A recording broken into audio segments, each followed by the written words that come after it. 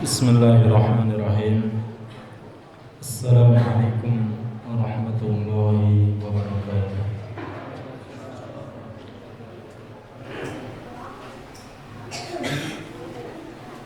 Innal hamdalillah nahmaduhu wa nasta'inuhu wa nastaghfiruh wa na'udzu billahi min shururi anfusina wa sayyiati a'malina. من يهده الله فلا مضل له ومن يضلل فلا هادي له أشهد أن لا إله إلا الله وحده لا شريك له وأشهد أن محمدا عبده ورسوله لا نبي ولا رسول بعده. قال الله تعالى في كتابه الكريم: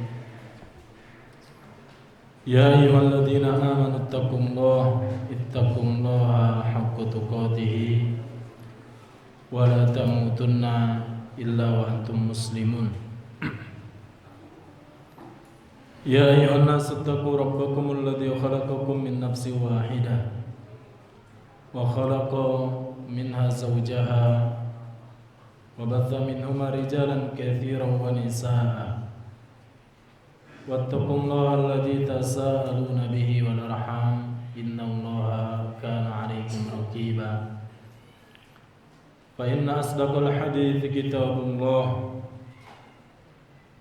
وخير الهدي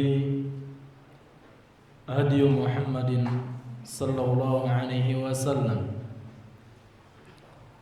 وشر الأمور محدثاتها فإن كل محدثة بدعة وكل بدعة ضلالة وكل ضلالة في النار. Para jamaah sekalian, Bapak Ibu, para santri dan santriwati yang dimuliakan Allah Subhanahu wa taala. Terus lisan-lisan kita hendaknya selalu basah dengan zikir kepada Allah Subhanahu wa taala, dengan syukur kepada Allah Subhanahu wa taala. Karena kita sudah berada di jalan yang tepat. Karena kita insyaallah sudah berada di jalan kebaikan.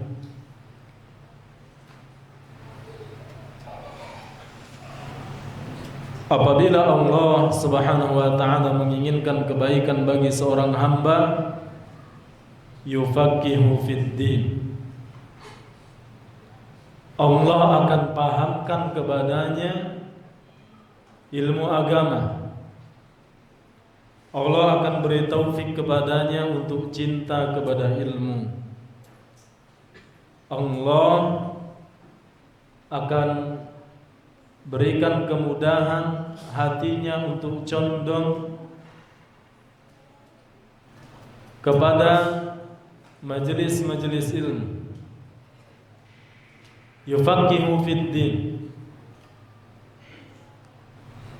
Maka di tengah-tengah kesibukan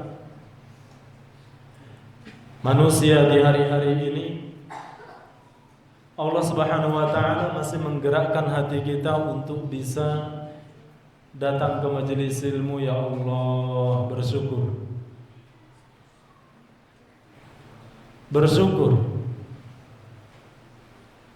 Karena sekali lagi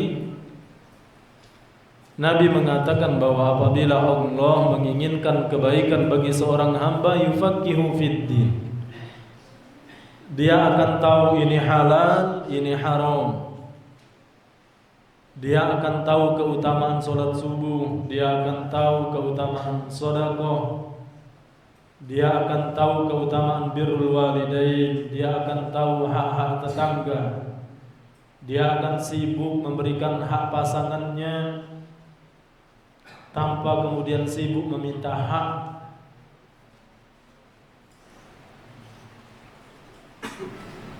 Maka itu tanda bahwa Allah Subhanahu wa taala menginginkan kebaikan. Kalaulah ukuran kebaikan atau kecintaan Allah itu pada harta, kemana Qarun para jemaah? Kemana Qarun? Kalaulah ukuran kebaikan itu adalah popularitas, ada yang lebih populer ketimbang iblis.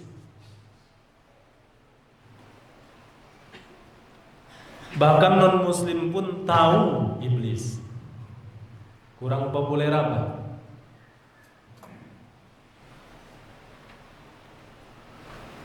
Kurang populer apa? Syaitan.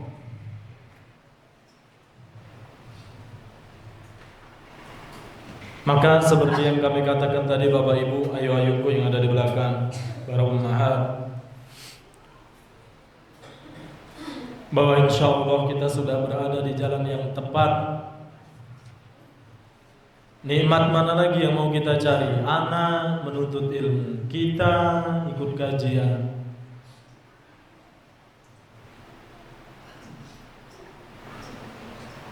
Mudah-mudahan nanti anak-anak kita ini bisa menuntut ilmu di kota Nabi Sallallahu Alaihi Wasallam. Amin ya Rabbal Alamin.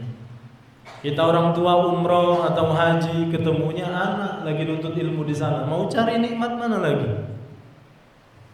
Dah itu nikmat dunia, nikmat tertinggi. Berarti pemahaman sebaliknya, kapan seseorang tidak Allah inginkan kebaikan bagi dirinya, dia itu bodoh kepada ilmu agamanya sendiri. Tidak tahu halal, tidak tahu haram.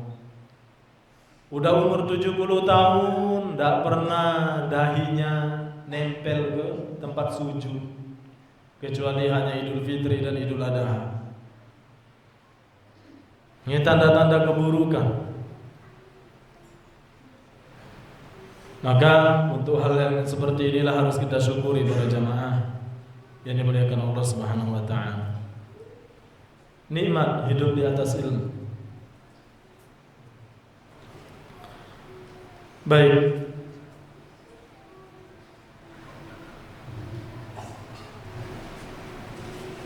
Pada kesempatan yang lalu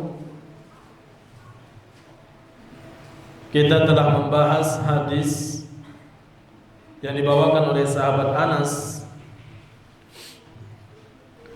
yang mana Nabi Sallallahu Alaihi Wasallam pernah suatu hari melewati seorang wanita yang wanita ini menangis di samping kuburan.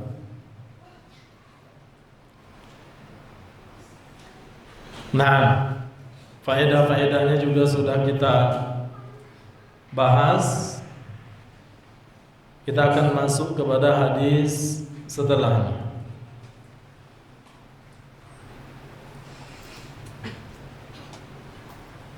Hadis ke-32 ya, atau 33 kalau di kitab Arabnya, hadis yang ke-33. Qala al-Imam An-Nawawi rahimahullahu taala, Al-Imam An-Nawawi beliau berkata, semoga Allah Subhanahu wa taala meridhai beliau, merahmati beliau, mengampunkan seluruh khilaf beliau.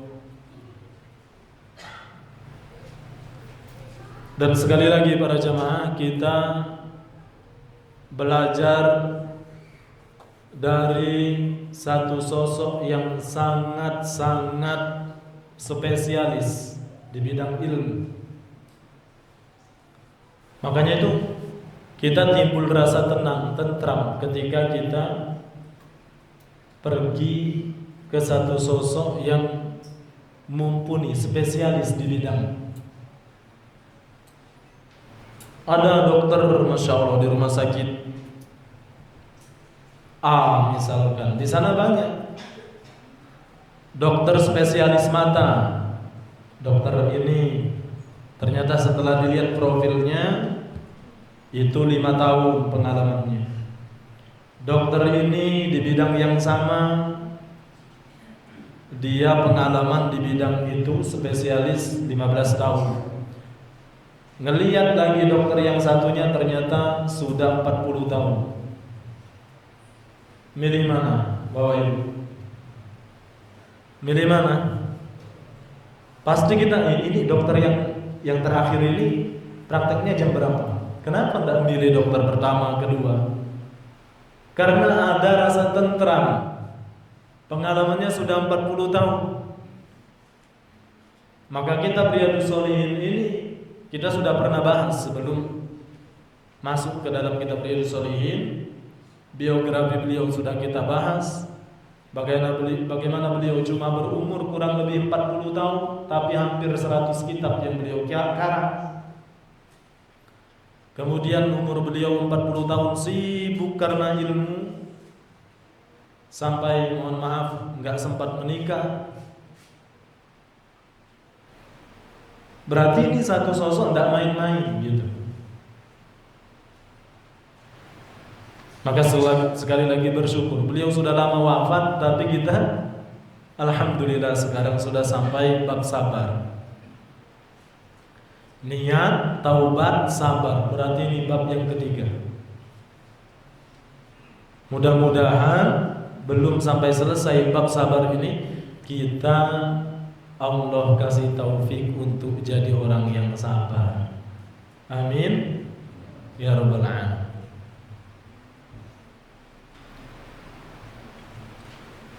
Itu kan fungsi dari belajar kan gitu. Ada buahnya, ada hasil.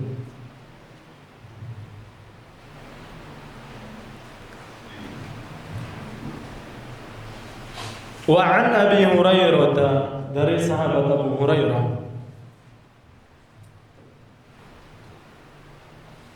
radhiyallahu anhu, semoga Allah meridhai beliau.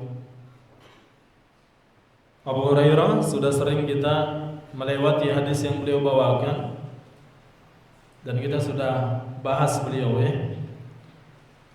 Anna Rasulullah sallallahu alaihi wasallam qala, bahwa Rasulullah sallallahu alaihi wasallam beliau bersabda, qala Allah, atau afan, yaqulullahu ta'ala, Rasulullah bersabda, Allah berfirman. Ya, tepat sekali. Ini apa, hadis qudsi.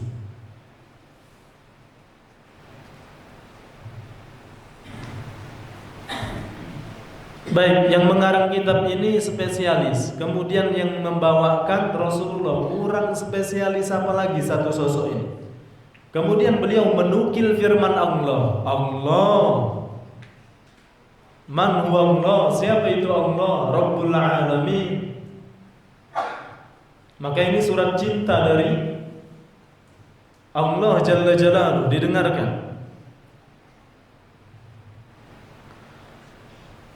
Allah berfirman, kata Nabi sallallahu alaihi wasallam, ma li 'abdil mu'min 'indi jazaa'un idza qabattu safiyahu min ahli dunya thumma ihtasabahu illa al-jannah. Ma li 'abdil mu'min 'indi jazaa'un. Bahasa gampangnya gini terjemahnya. Kata Allah, aku enggak punya balasan bagi hambaku yang beriman. Aku enggak punya balasan sama sekali bagi hambaku yang beriman. Idza qabattu safiyahu min ahli dunya thumma ihtasabahu illal jannah. Apa yang Allah akan kasih, apa yang Allah akan berikan, atau hadiah yang Allah akan berikan kepada hambanya yang beriman. Idza qabattu safiyahu, apabila aku mengambil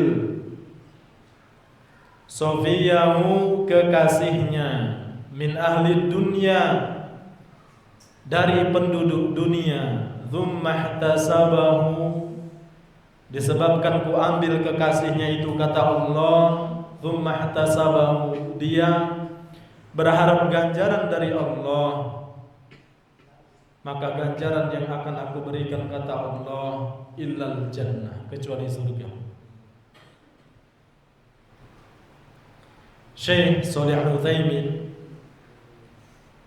Bapak Ibu, beliau mengatakan sofi di sini maksudnya adalah kekasih yang kita ambil dari penduduk dunia, baik itu anak, pasangan hidup, tetangga, kerabat, nenek, kakek, pokoknya seseorang yang kita benar-benar, ya Allah, berjasa dalam hidup kita. Mohon maaf, ada seorang anak yang broken home, orang tuanya pisah, baknya nikah lagi, maknya nikah lagi, akhirnya anak ini tinggal dengan neneknya. Maka neneknya inilah yang ngerawat sampai dia berhasil, kemudian mati, Allah ambil. Nah, ini termasuk dalam hadis. Ada orang yang tinggal dengan pamannya. Para jamaah, kalau masalah kematian, kita cukup membuka bagaimana sejarah Nabi kita Sallallahu Alaihi Wasallam. Selalu orang-orang yang di samping beliau itu meninggal, yang beliau cintai. Khadijah, istri beliau, anak beliau Ibrahim meninggal, cucu beliau meninggal dunia. Tidak usah jauh-jauh. Nah, itu kata Syekh Shalih Al-Utsaimin yang dimaksud dengan sofi. Maka kita bisa mengembangkan sendiri para jamaah. Mungkin kakek kita,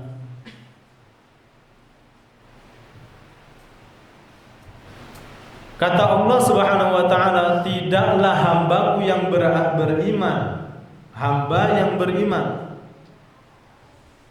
aku enggak punya hadiah sama sekali untuk mereka. Kapan dikasih hadiahnya? Ketika aku ambil sofinya, ketika aku ambil kekasihnya min ahli dunia, dari penduduk dunia, tsumma ihtasabahu, dan dia berharap ganjaran kepadaku, kata Allah, illal jannah, melainkan aku akan kasih dia surga.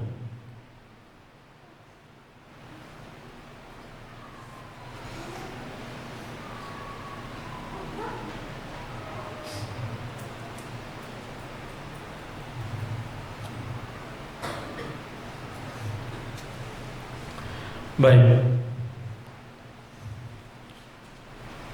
Maka para jamaah yang dimuliakan Allah, kita sedikit membahas, ya. Ada kalimat menarik di sini. Diperhatikan hadisnya.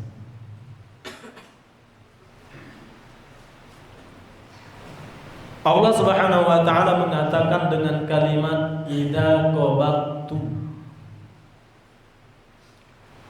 apabila aku mengambilnya.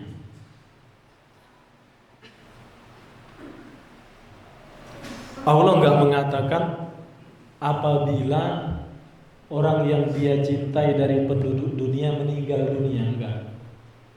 Allah enggak mengatakan seperti itu. Aku enggak memiliki hadiah bagi seorang hambaku yang beriman apabila saudaranya, saudarinya, maknya, adiknya, kakaknya, ayunya meninggal dunia. Enggak, Allah enggak mengatakan seperti itu. Tapi Allah mengatakan idza qabattu. Nah, ini kalau bahasa Indonesia lah, subjek. Ada subjek, ada objek. Kalau bahasa Arabnya itu ada fa'il, ada maf'ul. Coba kenapa para jamaah? Coba perhatikan ya. Kita konsentrasi, tapi konsentrasinya mumet-mumet untuk memahami agama Allah. Bismillah, kita belajar bareng. Seakan-akan Allah Subhanahu wa taala mau menekankan bahwa wahai hambaku yang beriman, ketika engkau sedih karena ada seseorang yang engkau kasihi meninggal dunia, ingat yang melakukan itu aku. Gitu. Ketika engkau tertimpa musibah, yang melakukan itu aku.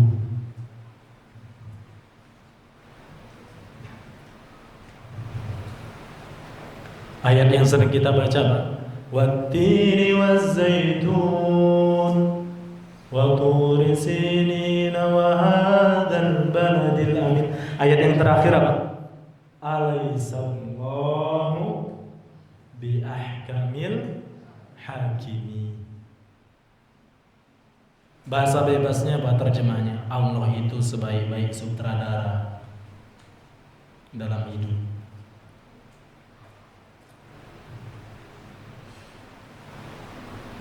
Jadi Allah itu mau menekankan apa para jamaah? Subjek.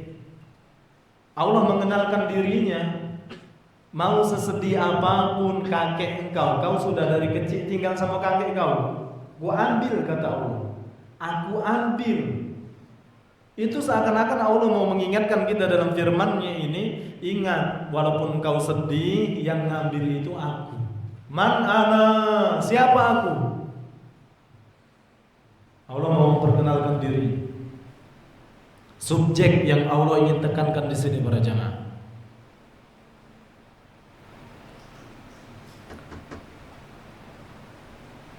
Maka yang melakukan siapa itu penting. Yang melakukan siapa itu penting.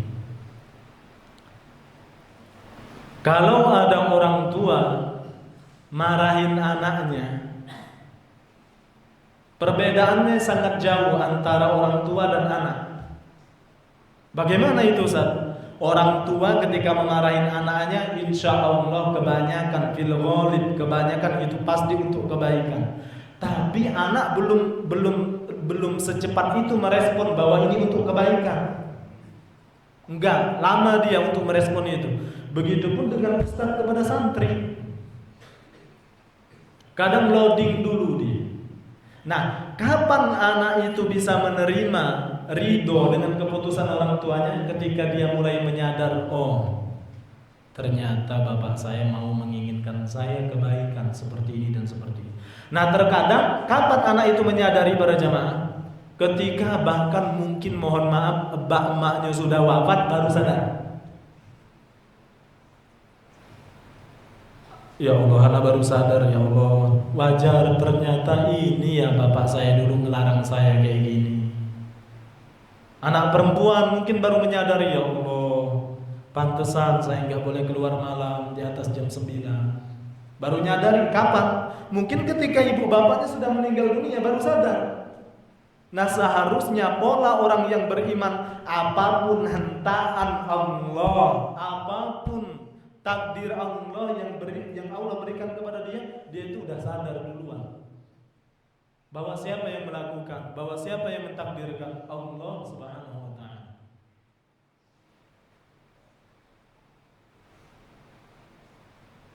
Nah,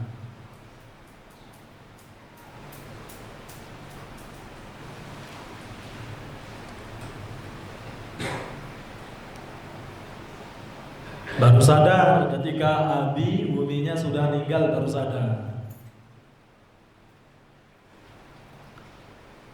Sekarang para jemaah, kalau hubungan antara manusia kepada manusia, ada yang lebih masya Allah gitu ketimbang hubungan anak sama orang tuanya. Ada yang lebih dari itu? Enggak ada. Tapi apa kata Allah ketika hari kiamat? Yauma yafirrul mar'u min akhi wa ummihi wa abi wa sahibatihi wa bani. Lari semua.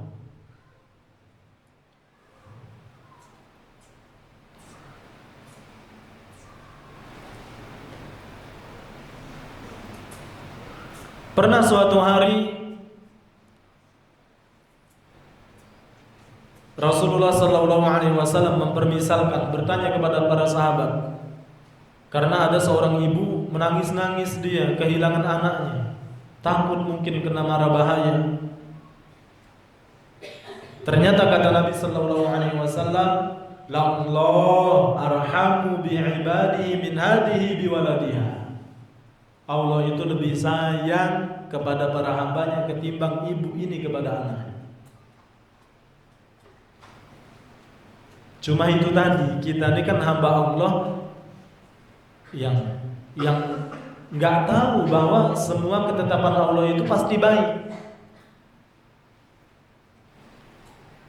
Kenapa? Ini dicontohkan oleh Nabi sallallahu alaihi wasallam. Allah berfirman, ada nggak musibah yang lebih menyakitkan ya ketimbang musibah kematian? Apalagi orang yang kita cintai. Ada nggak para jamaah? Mau kita juga sampai jungkir balik, mau kita juga ikut ke kuburan, nggak bakal hidup lagi. Mau kita nangis sampai 12 bulan, 1 tahun, nggak bakal balik lagi. Nggak ada yang lebih perih ketimbang musibah kematian. Tapi itu tadi, sekali lagi coba ingat kalimat hadis ini. Kalimat yang sangat luar biasa. Allah berfirman, idza qabaltu, apabila aku ambil kekasih. Sekali lagi apa? Maksudnya di sini Allah itu mau memperkenalkan siapa yang melakukan. Subjeknya adalah Allah Subhanahu wa taala.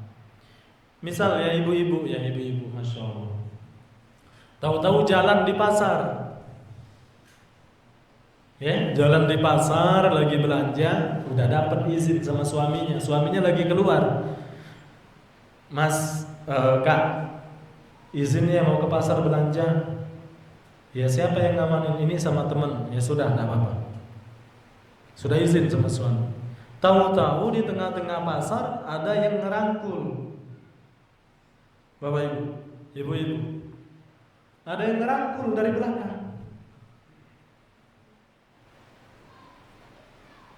Insya Allah pasti berbeda antara langit dan bumi responnya ketika dijingok wong gilo, ketika dijingok suaminya. Berbeda gak responnya kira-kira para jemaah? Jauh berbeda. Ketika jingok suaminya ketawa, ih mas ini ngagetin. Seneng ketawa ibu-ibu, ya Allah. Terus suaminya bilang, kurang gak uangnya? Masya Allah. Iyalah kurang, cuma ngasih 50.000.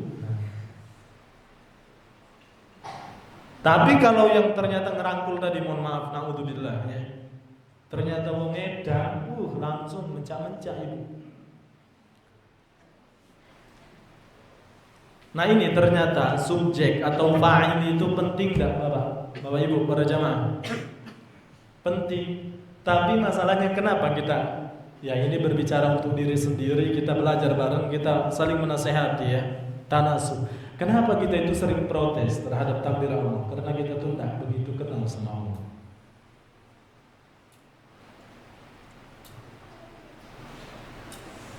Ketika Allah ngasih ujian kepada kita, kita protes karena apa? Karena kita tidak kenal sama Allah. Sebagaimana ibu-ibu kenal sama suaminya tadi.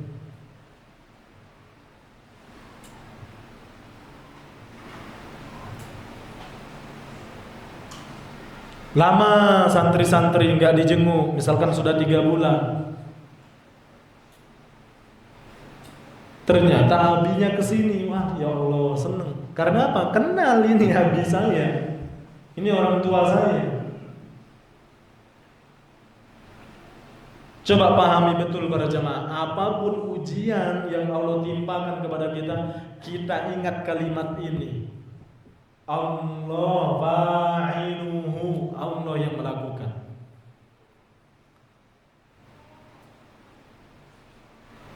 Mungkin ada yang bertanya, Ustaz, berarti Allah menginginkan kejelekan, membuat hambanya sedih, segala macam. Ya itu menurut kita, karena apa-apa yang Allah lakukan itu pasti memiliki hikmah yang besar. Syekh Shalih Al-Utsaimin sudah azan belum? Berapa menit lagi? Biasanya khilaf para ulama biasanya. Baik, ingatkan ya kalau sudah azan. Makanya Syekh Shalih Al-Utsaimin beliau mengatakan apa para jamaah tentang perbuatan Allah. Kalau misalkan ada seseorang dia membangun rumah dari tanah liat, tapi ternyata kata beliau Allah turunkan hujan bertubi-tubi gitu. Ya. Itu enggak baiknya bagi satu orang, tapi baiknya bagi banyak orang. Kenapa? Tercegah dari terjadinya kelongsoran. Jadi kapan Allah menurunkan sesuatu yang menurut kita tidak baik itu pasti menyimpan banyak hikmah. Allah gampang saja menurunkan hikmah yang beribu-ribu hikmah. Kapan? Kita ambil contoh ketika corona kemarin. Banyak nggak hikmahnya pada jamaah? Banyak. Tapi bagi sebagian orang, masya Allah, mbaknya meninggal, ayunya meninggal. Tapi hikmah besar tersimpan di sana.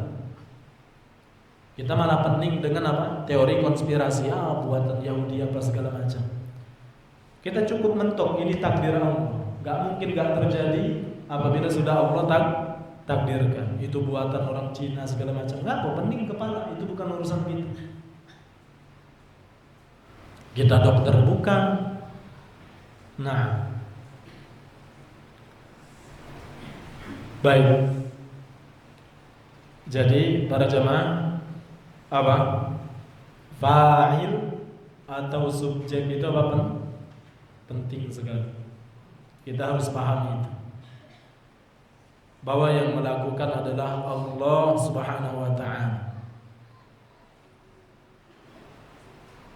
Allah Subhanahu wa taala tidak akan ditanya tentang apa yang Allah lakukan, tapi kitalah yang akan ditanya tentang apa yang kita lakukan. La yusalu amma yaf'alu wa hum yus'alun.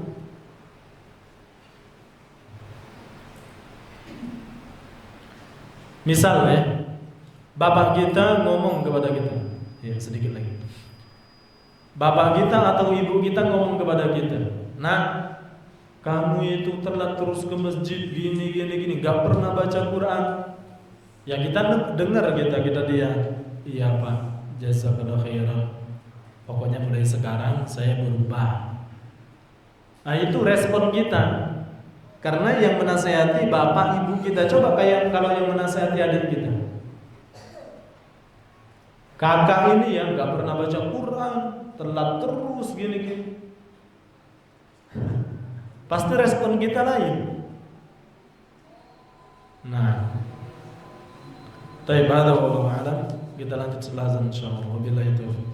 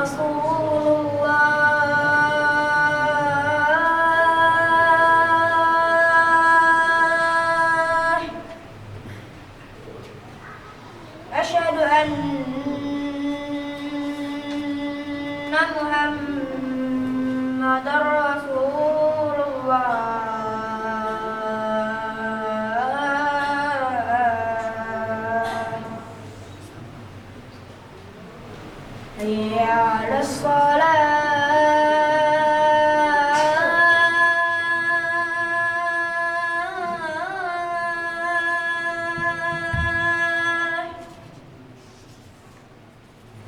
حي على الصلاة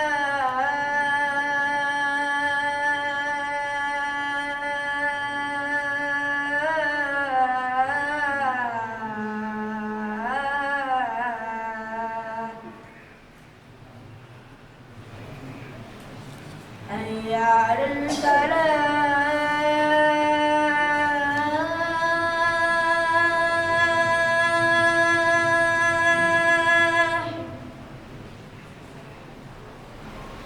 حي على الفلاح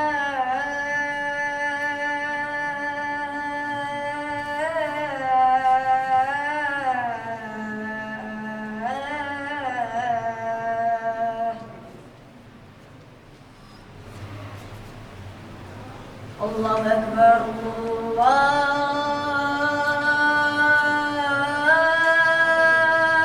أكبر لا إله إلا الله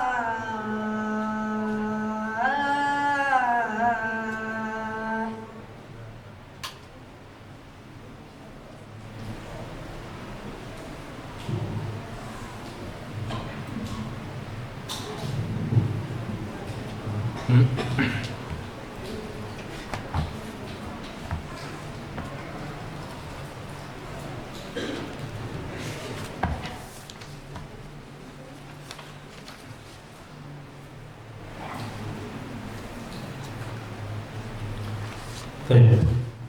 Alhamdulillahirabbil alamin. Wassalatu wassalamu ala nabiyina Muhammadin wa ala alihi wa sahbihi ajma'in. Wa man tabi'ahum bi ihsan ila yaumiddin.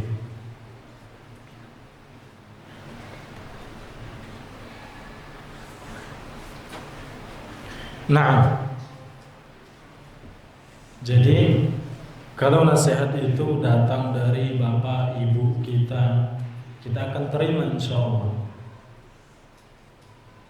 Tapi kalau nasihat itu dari adik kandung kita sendiri, kebanyakan agak susah untuk menerima. Padahal adiknya bilang, ya kata bapak kan gitu, kata ibu kan gitu, kakak jarang ke masjid. Nah, jadi sangat-sangat pengaruh sekali.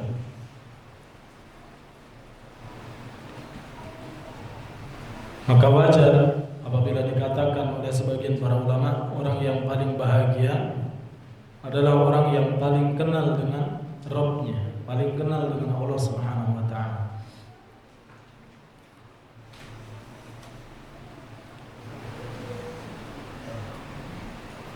Tahu-tahu ada seseorang, ya, teman kita, sahabat kita, yang menjemput anak kita ke sekolah.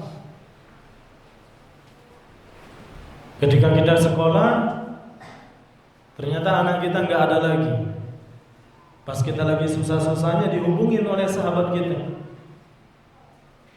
Anak kamu sudah tak bawa, karena kan kamu sudah janji hari ini dia boleh saya ambil main ke rumah. Karena itu sahabat kita yang sudah sangat kita cintai, kita berteman sampai mungkin sudah puluhan tahun, kita terima. Karena apa? Kita kenal ini satu sosok seperti apa. Samalah seperti kita mau masukkan anak kita ke pesantren, ya Bapak Ibu. Yang pertama kali kita lihat siapa? Tenaga pengajarnya. Itu dilihat, siapa ini, lulusan mana ini, belajar di mana ini. Bismillah, anak kita titipkan di situ.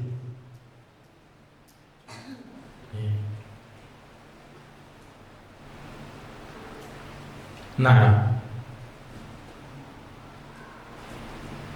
kemudian para jemaah yang dimuliakan Allah, kalimat di sana ada kata-kata ma li 'abdil mu'min. hamba Allah Subhanahu wa taala yang beriman.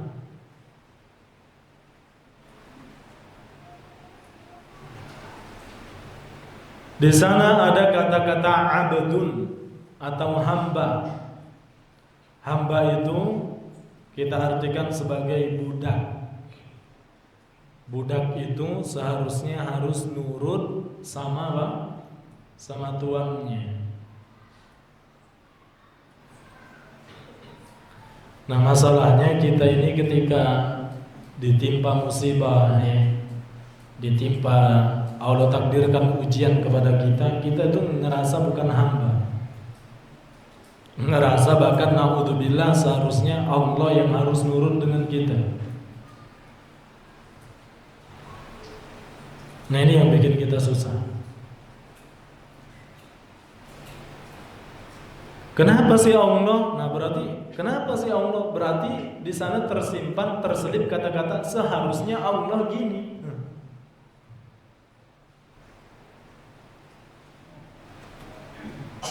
Loh, kok bisa anak dia? Nah, seharusnya Allah itu bukan anak dia, anak saya yang seharusnya gini. Gitu. Padahal Allah Subhanahu wa taala di sini benar-benar mengatakan apa? Ma li'abdil mu'min. Tidaklah hambaku, hamba kita ini hamba Allah Subhanahu wa taala.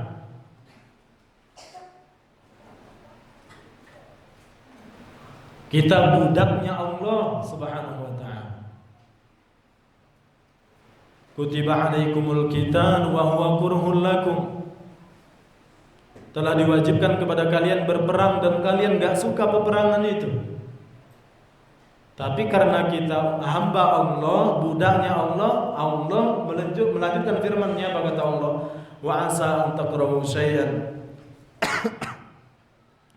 wa huwa khairul lakum. Bisa jadi kalian membenci sesuatu ternyata itu baik bagi kalian. Wa asa an tuhibbu syai'an wa huwa syarrul lakum. Kalian suka kepada sesuatu ternyata itu buruk bagi kalian. Kemudian dipukul telak lagi oleh Allah. Lanjutan firman Allah, wallahu ya'lamu wa antum la ta'lamun. Allah tahu, kamu enggak tahu. Nah, ini para jemaah yang dimuliakan Allah. Kita itu hamba, dan ingat, ketika Allah Subhanahu wa taala memberikan ujian di dalam hidup kita, yang melakukan itu siapa? Allah Subhanahu wa taala. Nah, mungkin faedah juga bahwa di sini pentingnya atau begitu besarnya pahala sabar. Diambil dari kalimat mana? Kalimat Allah Subhanahu wa taala berfirman, illal jannah,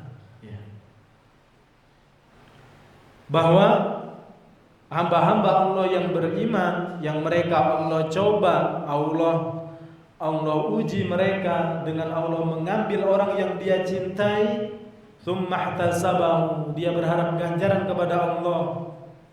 Mungkin dia berharap ganjaran apa? Ya Allah, gantilah dengan yang lebih baik ya Allah. Engkau ambil pamanku ya Allah, maka gantilah dengan yang lebih baik. Mungkin dia berharap itu, tapi ternyata Allah balas dengan yang lebih, yaitu surga Allah Subhanahu wa taala.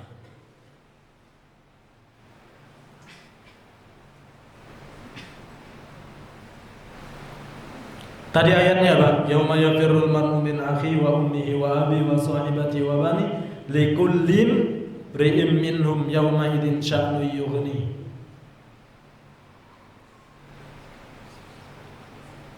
Bahkan nanti di akhirat seseorang akan rela menebus dirinya dengan seluruh manusia. Jangankan dengan bapak ibunya, dengan seluruh manusia. Maksudnya, ya Allah, saya tebus diriku dengan seluruh manusia. Biarkanlah mereka masuk neraka, yang penting saya surga.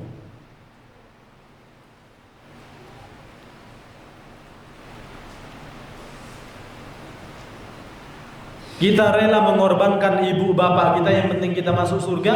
Ternyata ini, kapan kita bersabar ketika Allah ambil orang yang kita cintai, kemudian kita bersabar, Allah kasih surga. Nah, ini menunjukkan bahwa pahala sabar itu enggak remeh para jemaah. Sabar itu pasrah. Sabar itu artinya apa?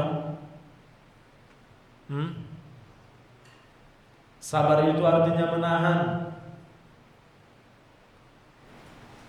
Ada orang-orang yang Masya Allah, sabar sih sabar, tapi sakit. Sabar sih sabar, tapi ada orang yang ingin meluapkan agar plong. Masya Allah, dia luapkan sampai 2 jam dia luapkan. Nah, Insya Allah ini hadis ya begitu jelas, ringkas. Pada kesempatan pekan depan Insya Allah kita akan lanjut hadis setelahnya.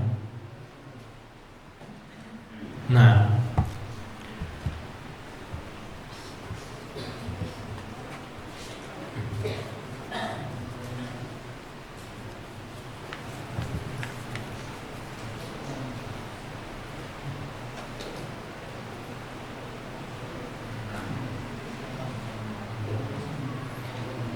Assalamualaikum Ustaz, bolehkah memakai rambut palsu? Tidak boleh, haram.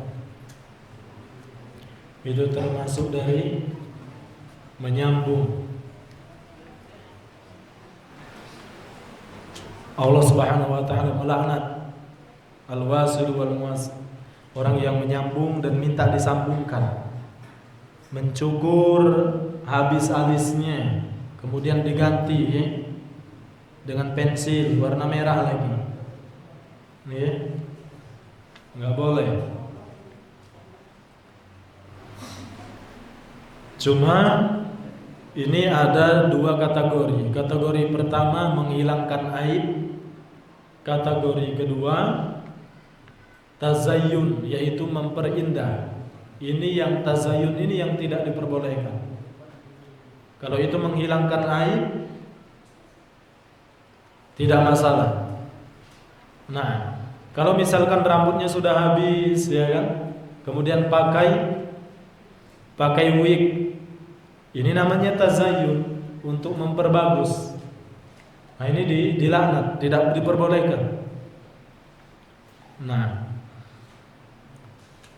kenapa dihukumi tazayyun? Karena mohon maaf, orang laki-laki, apalagi laki-laki yang mohon maaf botak itu sudah hal yang biasa. Umar bin Khattab adalah seorang sahabat yang mohon maaf rambutnya habis. Beliau berperawakan tinggi besar dan beliau apa? Rambutnya habis.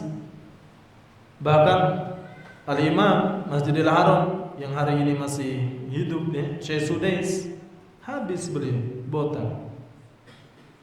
Nah, maka karena ini sudah menjadi hal yang biasa, kemudian ada yang menutupinya dengan memakai wig. Nah, ini termasuk tazayyun. Namun masalah rambut lagi ya, apabila itu ada sekarang ini hair, artinya rambut transparan ya. Nah, jadi rambut kita di belakang ini diambil, kemudian diletakkan di depan.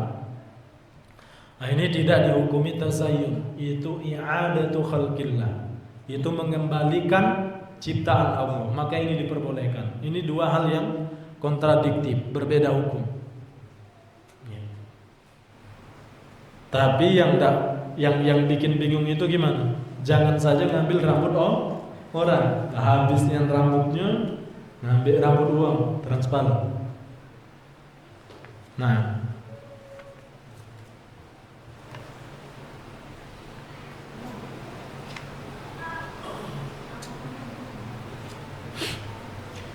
Assalamualaikum Ustaz. Waalaikumsalam warahmatullahi wabarakatuh. Apakah ada Ustaz doa atau berilah saya doa Ustaz untuk meminta pendamping hidup yang cantik dan ganteng? Tergantung, ini yang bertanya laki-laki atau perempuan. Iya. Kalau laki-laki silakan minta yang cantik. Kalau laki-laki minta cantik sama ganteng, tanda tanya ini. Ya. Perbolehkan, lajulah adik-adik sekalian, nak bahasa Belide, nak bahasa Rambang, bahasa Jawa, lajulah. Allah tahu yang kita minta. Diperbolehkan, perbolehkan. Tapi apa? Untuk sekarang belajar dulu. Ya. Nah.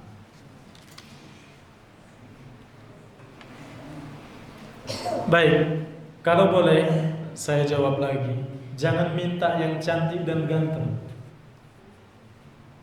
tapi minta yang terbaik. Cak mana walaupun cantik tapi berhari-hari kau dicakar. Minta yang ganteng tapi berhari-hari kau dikejar dia pakai sapu. Minta yang terbaik, terbaik agama dan akhlak.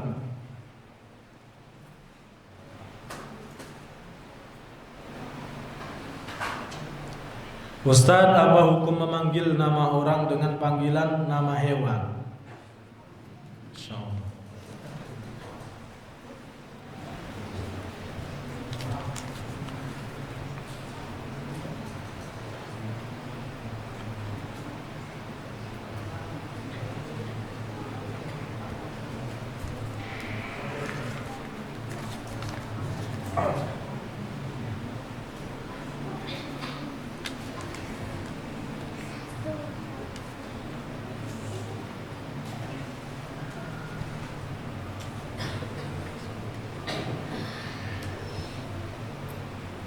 Assalamualaikum Ustaz. Apa hukum laki-laki main boneka? Nah.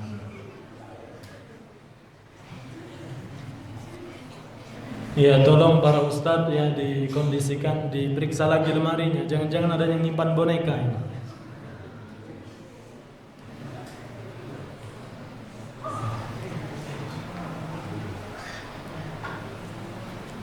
Kalau kau punya boneka, kau bebas memainkannya seperti apa? Ya, bebas. Tapi ingat, laki-laki tidak main boneka.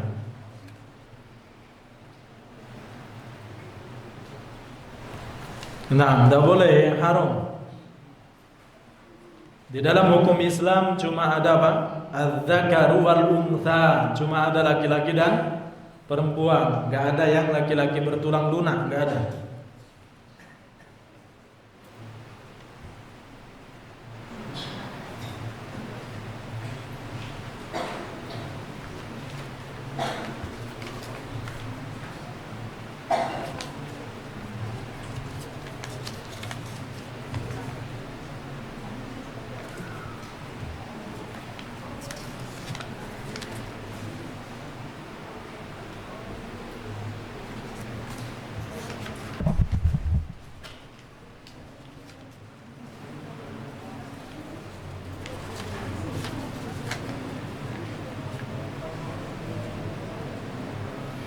Assalamualaikum Ustaz, apa itu orang yang cerdik, cerdas dalam agama Islam? Rasulullah SAW mensifati orang yang cerdik dan cerdas adalah orang yang menyiapkan kehidupan setelah kehidupan di dunia, yaitu akhirat. Memenuhi apa? Memenuhi tempat yang hanya berukuran 1 meter kali setengah meter itu dengan bekal di akhirat. Ya. Itu al-kais, kata Nabi sallallahu alaihi wasallam, adalah orang yang cerdas.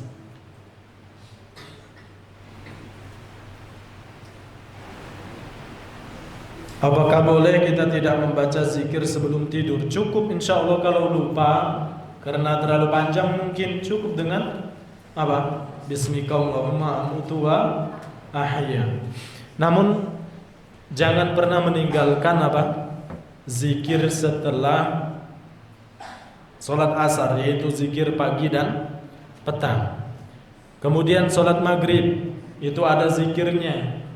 Kalau di solat-solat selain maghrib dan subuh itu al-ikhlasnya 1 kali, tapi di solat subuh al-ikhlas 3 kali, al-falaq 3 kali, dan an-nas 3 kali. Apa kata Nabi sallallahu alaihi wasallam? Siapa yang membaca ini tentu dengan lengkap zikir setelah solat itu, Siapa yang membaca ini, maka Allah akan melindungi dia sampai pagi. Apabila dia membaca setelah maghrib, maka Allah akan melindungi malam harinya sampai pagi. Kemudian apabila siapa yang membaca zikir ini, yaitu Al-Ikhlas, An-Nas, Al-Falaq 3 kali, setelah sholat subuh, maka Allah akan melindungi dia sampai malam tiba. Nah, terutamanya adalah zikir pagi dan petang ya. Ini jangan sampai ditinggalkan. Apa kata Nabi sallallahu alaihi wasallam? Itu sebagai perisai, baju besi, pelindung bagi orang-orang yang beriman.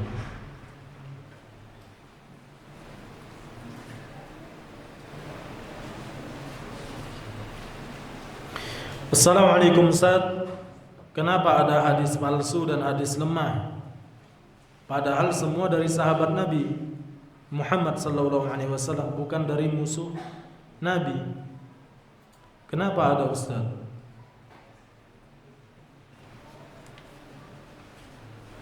Nah, para jamaah yang dimuliakan Allah Subhanahu wa taala, kembali lagi ini Allah takdirkan semua. Nah, kita tidak menuduh bahwa sahabat Nabi sallallahu alaihi wasallam ya, mungkin sekian persen ada yang pendusta segala macam. Tidak bisa kita pungkiri sahabat Nabi sallallahu alaihi wasallam ada yang jatuh kepada perbuatan zina. Ada sahabat Nabi sallallahu alaihi wasallam yang terjatuh kepada minum khamr. Ada.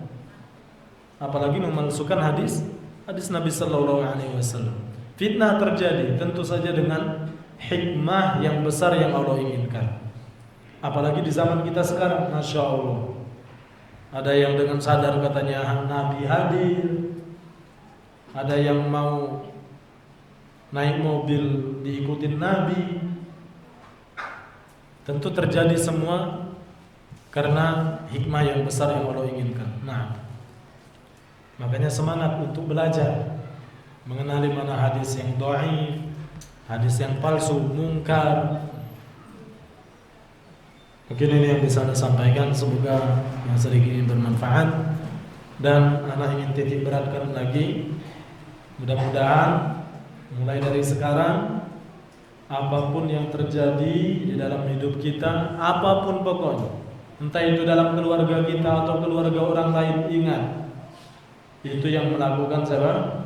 Allah Subhanahu wa taala. Satu zat Arhamur Rahimin, yang Maha Pengasih lagi Maha Penyayang. Barakallahu fiikum wa jazakumullahu khair. Subhanakallahumma wa bihamdika, asyhadu an la ilaha illa anta, astaghfiruka wa atubu ilaik. Assalamualaikum warahmatullahi wabarakatuh.